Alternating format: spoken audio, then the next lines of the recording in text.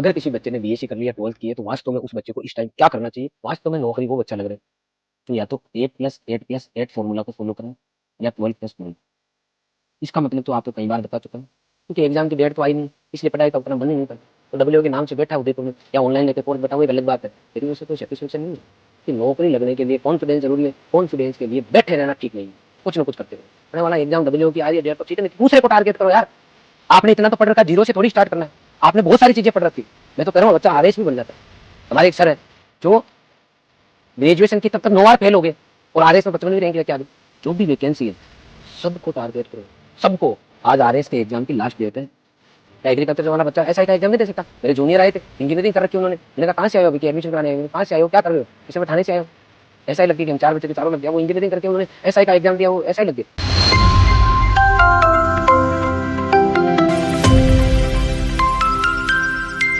सभी को नमस्कार। आज का वीडियो बहुत इंपॉर्टेंट है, क्योंकि कल मैं क्लास में गया डब्ल्यू में, लगभग 40 बच्चे हिंदी मीडियम बैच में थे। और जब बच्चों से मैंने पूछा कि आप तैयारी करने आए हो तो आपने ग्रेजुएशन कब की, तो कुछ बच्चों ने 2 साल पहले, किसी ने 12 महीने पहले की, और पिछला एग्जाम भी दिया, और बीएससी करने के बाद में कुछ भी नहीं किया, खाली कंपटीशन की तैयारी कर रहे हैं।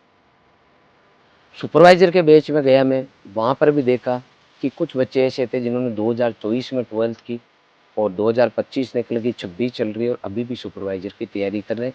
इसके अलावा और कुछ नहीं। बहुत सारे बच्चों के समझ में नहीं आ रहा कि हम करें तो क्या करें, कैसे करें।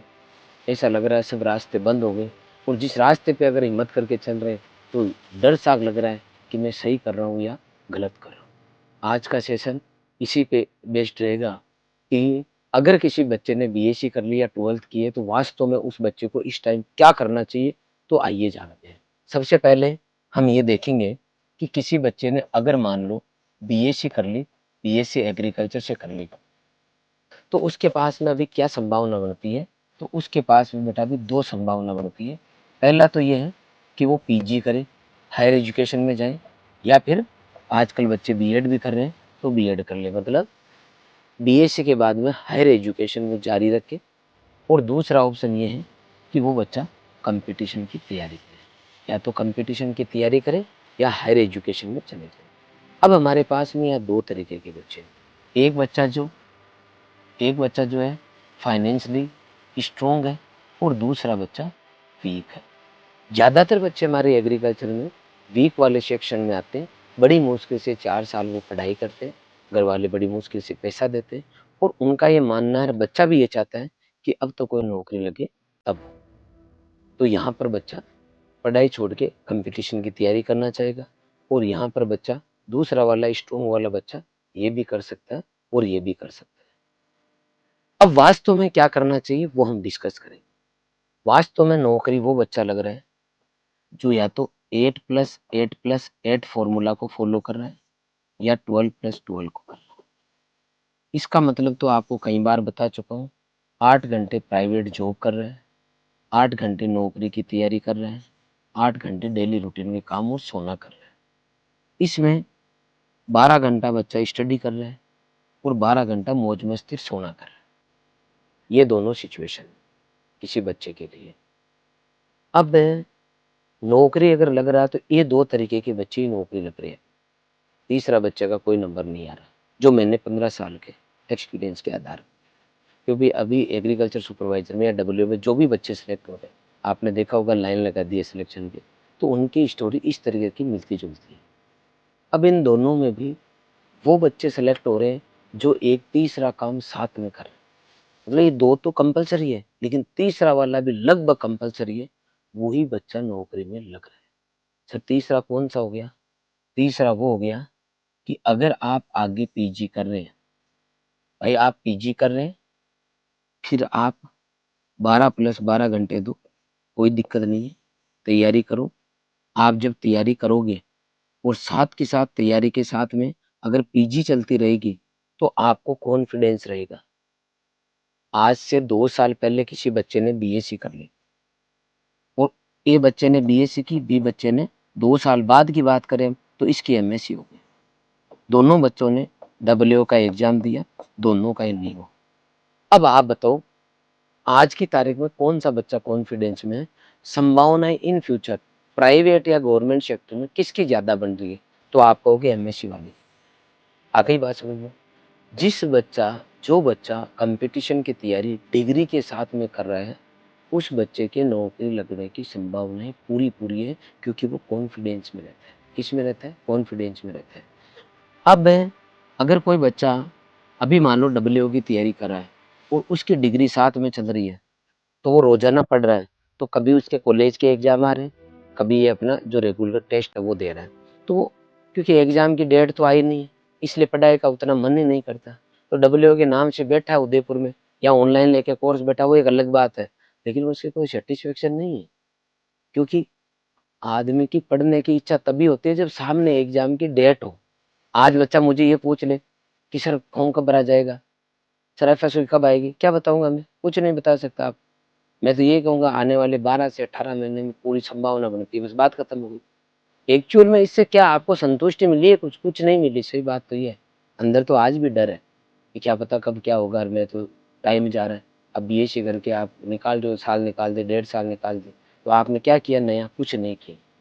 इसका मतलब चाहे आप प्राइवेट से ही कर लो एमएससी, चाहे प्राइवेट कॉलेज से एमएससी कर लो, कोई तकलीफ नहीं है, लेकिन एमएससी साथ के साथ चलेगी तो आपके पास में जॉब की संभावनाएं आगे बढ़ेगी, और ये इंटरनल आपको बूस्ट करने के काम में है।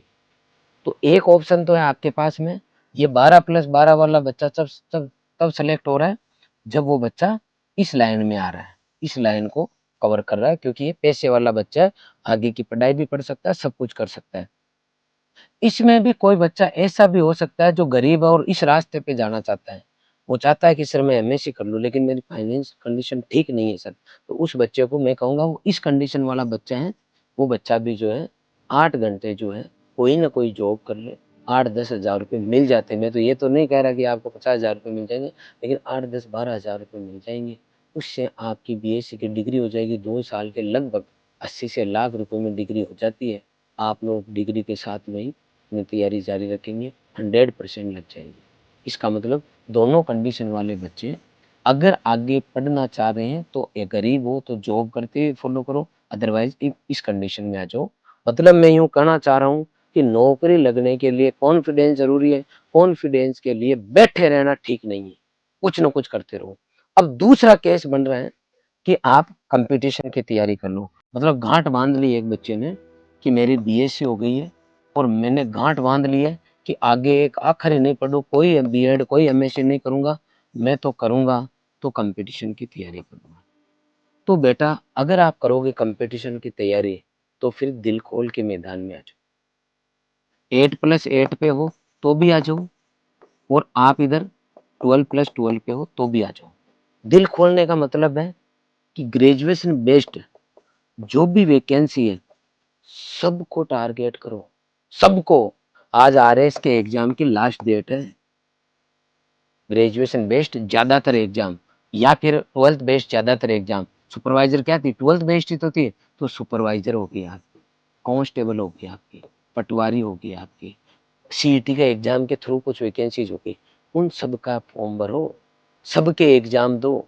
अब डब्ल्यू का तो नहीं पता, एफएसओ का तो नहीं पता हाल फिलहाल, लेकिन इस सब की तैयारी करोगे तो कहीं ना कहीं ध्यान रखना 70% सिलेबस लगभग के अंदर सेम है। आरएस का पेपर मान लो आपका सितंबर में है, ऐसे सीईटी का पेपर मान लो अक्टूबर में, उसके बाद में 1 नवंबर में। तो आपके सामने डेट रहेगी, आप करंट भी पढ़ते रहोगे, कुछ ना कुछ पढ़ते रहोगे, अच्छा स्कोर करोगे तो आपको कॉन्फिडेंस आएगा। तो डब्ल्यू की तैयारी करते रहो, लेकिन आगे एक आध एग्जाम को भी लो। 30% सिलेबस सेम है, पढ़ना क्या है? इंग्लिश पढ़नी है हल्की हल्की से, बाकी रीजनिंग पढ़नी है और मैथ पढ़नी है। ये दो चीजें एडिशनल लेके चलोगे तो कोई सा भी एग्जाम हो उसको लगभग लगभग करेक्ट करने वाली स्थिति में आ जाओगे आप।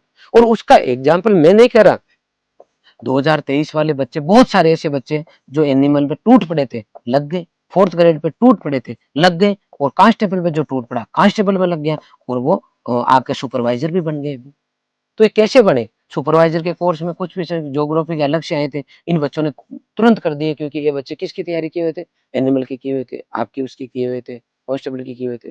तो मैं यूँ कहना चाहता हूँ आपको, किसी एक का पूछना पकड़ना ठीक नहीं है। आगे से आगे मोटिवेशन के लिए एग्जाम की डेट लाओ, तो अपने वाला एग्जाम डब्ल्यू की आ रही है डेट तो ठीक है, नहीं तो दूसरे को टारगेट करो यार। आपने इतना तो पढ़ रखा, जीरो से थोड़ी स्टार्ट करना है, आपने बहुत सारी चीजें पढ़ रखी है। मैं तो कह रहा हूँ बच्चा आरएएस भी बन जाता है। हमारे एक सर है जो ग्रेजुएशन की तब तक 9 बार फेल हो गए और आरएएस में 55वीं रैंक लेके आ गए। तो क्या किया, अचानक अचानक अपने आप को परिवर्तित किया, समय अनुसार अपने को डाला, समय की डिमांड के अकॉर्डिंग पीछे पड़ा कोर्स के एग्जाम के और निकाल दिए एग्जाम। तो आप लोगों को गिड़गिड़ाना नहीं है, जो सिचुएशन बन रही है उसके अकॉर्डिंग जो सामने एग्जाम आ रहा है, हमारा मकसद जॉब लगना है तो आप उधर चलो।